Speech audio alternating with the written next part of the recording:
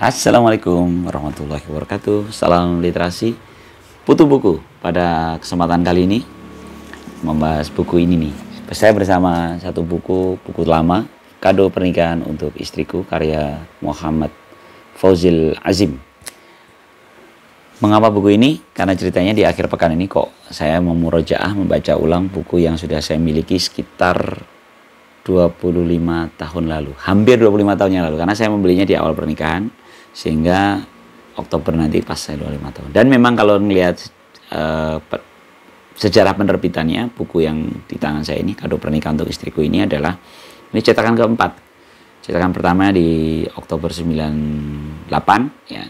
Cetakan kedua masih di 98, cetakan ketiga 99 Mei, kemudian di cetakan keempatnya itu Desember 99.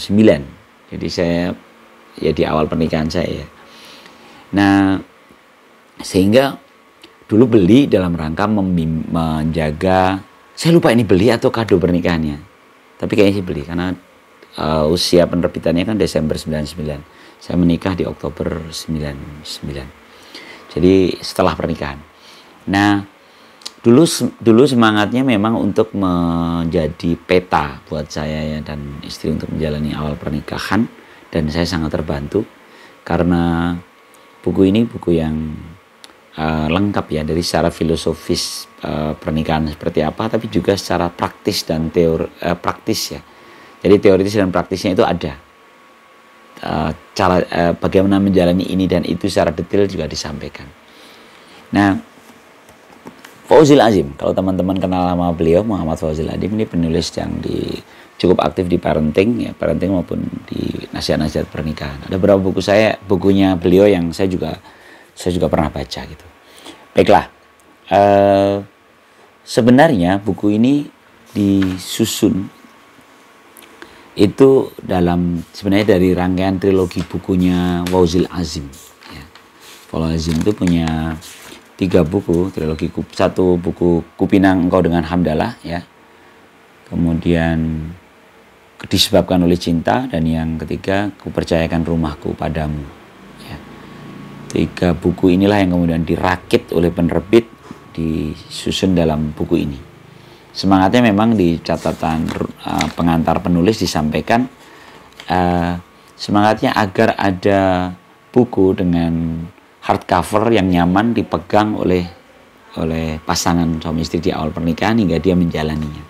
Kan 3 trilogi tadi urut ya, dari awal pernikahan, dari saat dari pra pernikahan, terus saat menjalani pernikahan, dan setelahnya itu seperti apa. Jadi buku ini lengkap banget ya. Sehingga kata tebel nih. Ya, seperti biasa ini Putu buku, kita tidak bahas secara detail, secara akademis isi bukunya, namun kita ya paling tidak saya menceritakan apa yang saya pikirkan dan apa yang saya rasakan setelah saya berinteraksi dengan buku ini, memurojaah buku ini. Oke, sebelum masuk ke isi buku, saya ceritakan latar belakang. Selain tadi ya, karena ini saya di usia menjelang 25 tahun pernikahan, kayaknya perlu mengulang kembali, merefresh, merecharge gitu ya.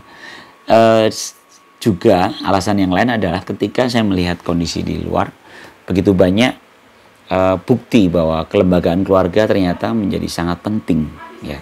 Contoh misalnya KDRT, kasus-kasus KDRT marak, kekerasan dalam rumah tangga. Ini kan sebenarnya nggak miris kalau kita kembali visi dan misi sebuah keluarga itu dibangun kan.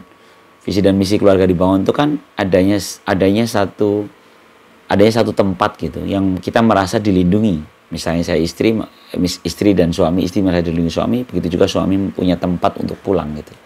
Nah, ketika ada kekerasan di dalamnya, bayangkan berarti justru di tempat dia berlindung itu justru dia tidak aman. Kan ini menjadi ironi. Ini menjadi masalah dan efeknya kemana-mana. Pendidikan anak, terus bahkan beberapa penjahat dalam teori kriminologi, penjahat terlahir dari parenting yang salah gitu. Parenting yang salah terjadi dari kelembagaan keluarga yang rapuh. Jadi semua berunut ya. Ini salah satunya itu. Yang kedua, berita-berita tentang di selebgram ya. Di beberapa media itu cerita tentang hubungan antara orang tua dan anak kok tiba-tiba menjadi gitu ya gitu. Ada yang berseteru secara media sosial, saling mencela, saling memaki gitu antara anak dan orang tua gitu. Dan ini miris sekali. Karena pintu kebaikan seorang anak itu biasanya kan di orang tua ya, terlebih ibunya ya. Contoh misalnya saya pernah dengar obrolan dengan seorang driver ojek online gitu ya. Ketika dia dipalak oleh preman di satu terminal, dia nggak bisa masuk, dia cerita suatu saat dia ketemu dipalak sama itu, terus dia cerita, gara-gara kamu, kalau kamu mau saya nggak boleh masuk ini, itu ada orang tua, penumpang saya orang tua yang harus jalan kaki sampai ke sana jauh gitu. Bayangkan kalau itu orang tuamu. Dia driver itu ngomong gitu, dan akhirnya si preman ini tersentuh gitu. Oh ya udah, dikasih masuk. Jadi seburuk apapun perangai kita, ketika dikembalikan ke bagaimana jika orang tuamu yang mengalaminya, itu masih ada nilai-nilai kebaikan yang akhirnya muncul, yang akhirnya iya juga ya gitu. Bagaimana kalau misalnya kayak pelecehan seksual, bagaimana kalau itu adalah adikmu, bagaimana kalau itu adalah kakak perempuanmu, itu kan menjadi langsung iya ya gitu. Jadi ada pintu-pintu kebaikan yang bisa mata air kebaikan yang lahir dari kelembagaan keluarga yang kuat, ya nggak sih? Dan itu juga dibuktikan dalam referensi keilmuan Islam, yaitu di tafsir Fizilal Quran karya Said Qutb, itu bahkan ada satu bab tentang kelembagaan keluarga. Demikian pentingnya institusi keluarga itu untuk dijaga, karena dia adalah pondasi dari bangunan peradaban besar. Pondasinya adalah kelembagaan keluarga, konon begitu. Karena itu buku ini menjadi menarik, buku tentang, judulnya Kado Pernikahan untuk Istriku. Oke, kita akan lihat ya pelan-pelan. Karena tadi itu judul ini adalah perakitan dari 3 buku, makanya susunannya itu dibagi dari jendela istilahnya. Jadi si penerbit ini menulisnya, nanti ada pengantar penerbit, pengantar penulis, ucapan terima kasih, mukodimah, pembukaannya juga dari penulis ya. Terus ada jendela pertama. Jendela pertama itu adalah sebelum sampai akad nikah. Itu terdiri dari 2 bagian yang terdiri dari 8 bab. Ya. Kemudian jendela kedua itu sejak akad nikah dan malam pertama. Itu dibagi 2 bagian dan 6 bab. Kemudian jendela ketiga adalah rumah tangga pasca nikah. Itu dibagi menjadi 3 bagian dan terdiri dari berapa nih? 2, 4, 6 bab.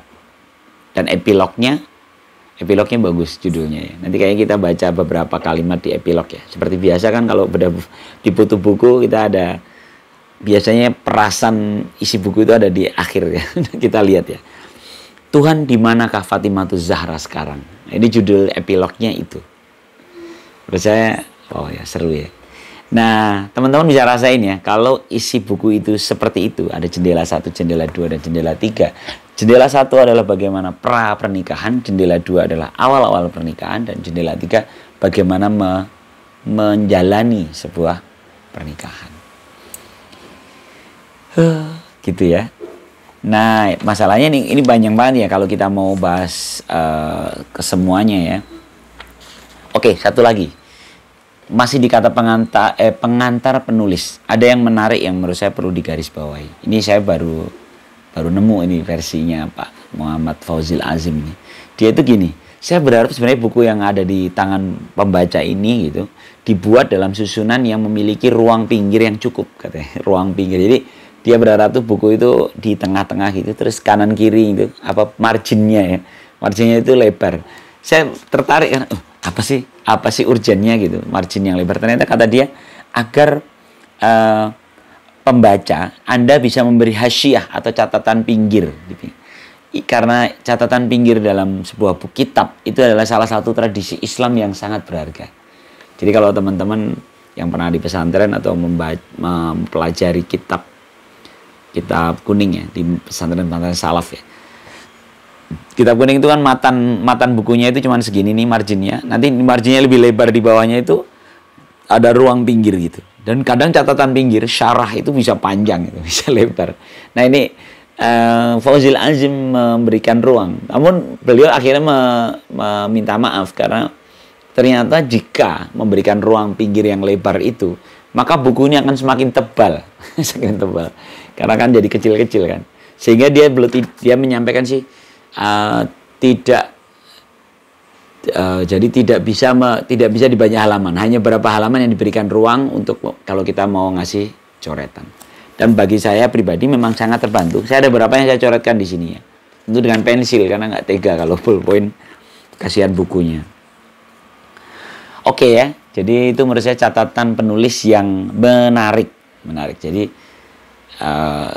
tradisi keilmuan dalam Islam itu kan memang saling berkesinambungan. Seorang penulis menulis satu buku itu bisa diulas oleh penulis lain gitu. Bahkan disyarah gitu ya. Kalau teman-teman pernah satu kitab lah, kitab apa misalnya Jalalain, tafsir Jalalain itu ada syarah tafsir Jalalain. Atau hadis Arba'in, hadis yang 40 yang dikumpulkan oleh Imam Nawawi itu disyarahkan lagi oleh penulis lain. Misalnya Al-Wafi itu syarah dari 40 hadisnya Imam Nawawi. Jadi syarah itu tradisi yang baik gitu. Saya pikir membedah buku dengan cara seperti ini pun menjadi tradisi yang positif menurut saya. Ketika kita bahas isi buku, tapi kita dengan cara pandang kita, sehingga buku ini bisa lebih lebar ruang rentang cakupannya, karena dibaca dengan sudut pandang yang berbeda-beda. Gitu. Oke, sekarang pelan-pelan masuk ya.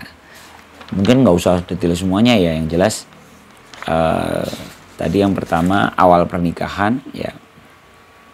Awal pernikahan ini atau gimana ya? Saya coba ngomongin benang merahnya aja ya. Nanti buat teman-teman ya. Benang merah dari tiap jendela 1, jendela 2 dan jendela 3 tadi.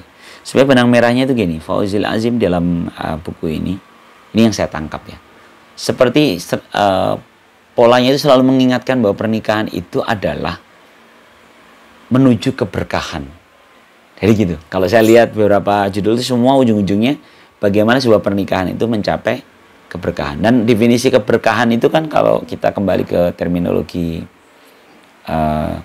etimologis ya, secara bahasa barokah, al-barokatu gitu ya. Al-barokatu hiya ziyadatul ni'mah, ziyadatul khair gitu ya. Jadi keberkahan itu adalah bertambahnya al-khair. Al-khair itu lebih baik. Bayangin. Penambahan untuk menjadi lebih baik gitu. Jadi keberkahan itu adalah penambahan untuk menjadi lebih baik.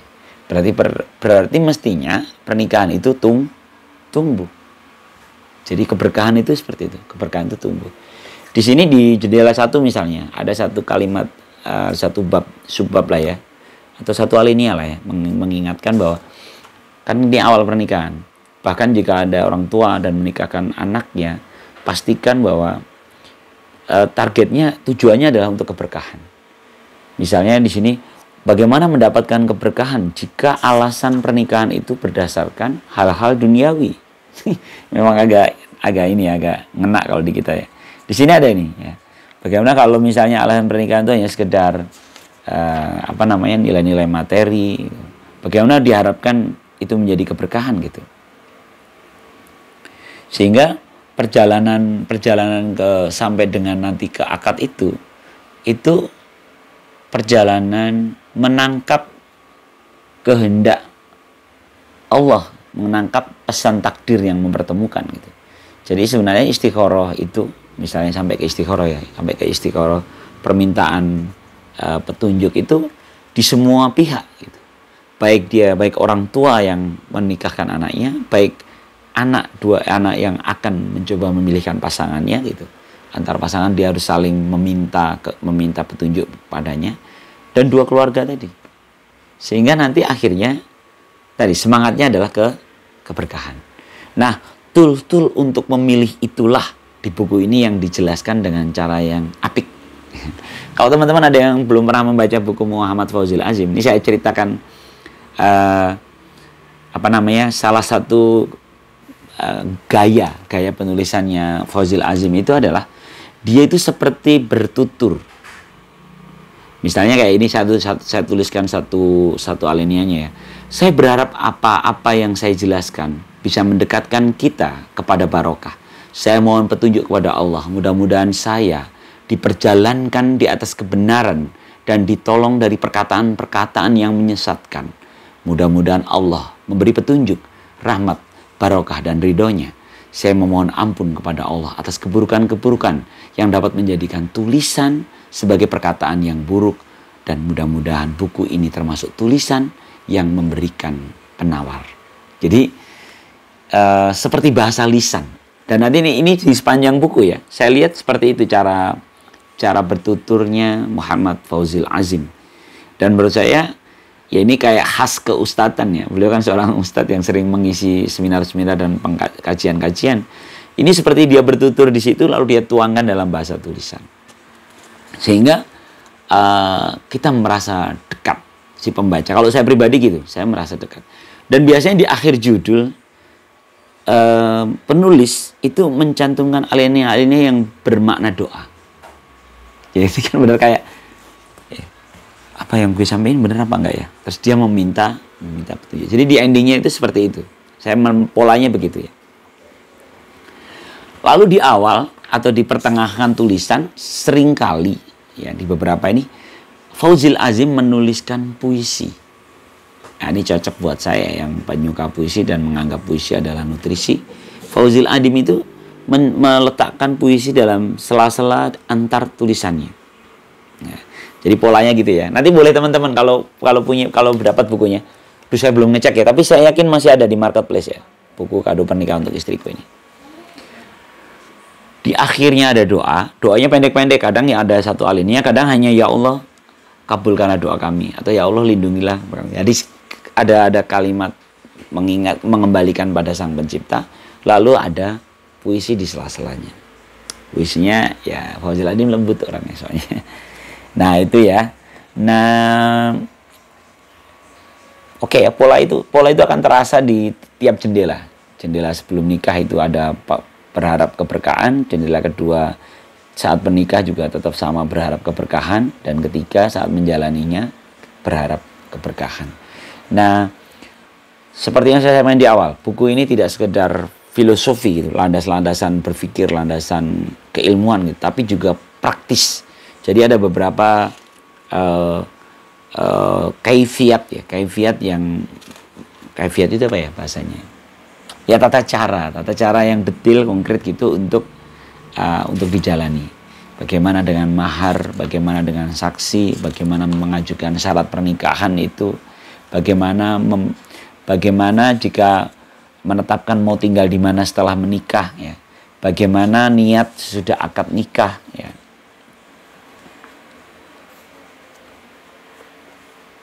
Jadi selalu ada tadi dalam tapi melebar. Oke ya, kayaknya sih kalau detailnya nggak ini ya. Nah, di setiap jendela dia ada daftar isi lagi gitu. Jadi setiap ini juga agak unik sih penerbitan buku ini. Karena memang 3 buku yang digadiin satu ya. Jadi nanti setiap jendela satu ada kayak semacam daftar isi lagi. Yang isinya tadi kan, jendela satu ada 2 bagian terdiri dari 6 bab gitu kan. 2 tadi terdiri dari 2 bagian, 6 bab juga. Terus yang jendela ketiga itu 3 bagian dan terdiri dari 6 bab juga. Oke. Seperti biasa saya akan langsung ke kalimat yang terakhir ya.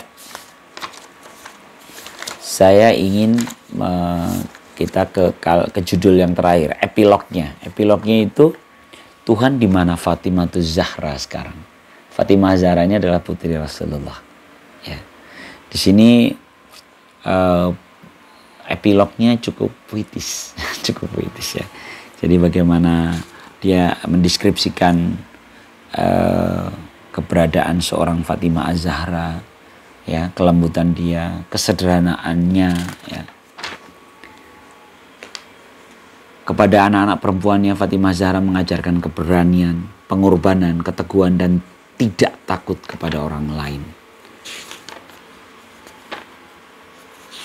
Aku pengen ngambil satu kalimat yang enak ya. Ini ada beberapa kisah waktu percakapan Fatimah Zahra dengan Hasan dan Husain anaknya. Kepada Hasan Fatimah mengatakan, jadilah seperti ayahmu wahai Hasan. Lepaskan tali kendali yang membelenggu kebenaran. Sembahlah Tuhan yang memiliki anugerah. Janganlah kau bantu orang yang memiliki dendam. Ngeri ya, dalam banget ya. Bagaimana melepaskan tali kendali yang membelenggu kebenaran. Kalau kebenaran itu dibelenggu kepentingan-kepentingan lain, bebaskan belenggu itu. Tapi sebaliknya ketika bicara menolong orang, pastikan kita tidak menolong orang yang menyimpan dendam. Karena dendam itu emosional, pasti dia di luar nalarnya. Nah, waduh, endingannya bagusnya banyak. Oke, ini aja deh. Saya nggak satu alinea terakhir, karena ini ternyata alinea terakhirnya nggak sebagai gumpalannya. Saya tidak tahu apakah kita bisa meneladani Fatimah Az-Zahra, sedang tingkatan kita masih seperti ini. Jauh sekali. Tetapi saya berharap pembicaraan ini ada manfaatnya. Setidaknya mengajari kita rasa malu untuk tahu diri. Kalau kita sudah merasa berkorban dan berjasa, sebandingkah dengan pengorbanan Az-Zahra dan keluarganya? Satu hal, tulisan ini adalah doa. Mudah-mudahan Allah mengkaruniakan kita keturunan yang penuh barokah. Dan Allah mengkaruniakan kepada mereka barokah sampai yaumil kiamah. Semoga Allah mengkaruniakan kepada kita dan keluarga yang penuh barokah. Dan Allah melimpahkan barokah kepada kita.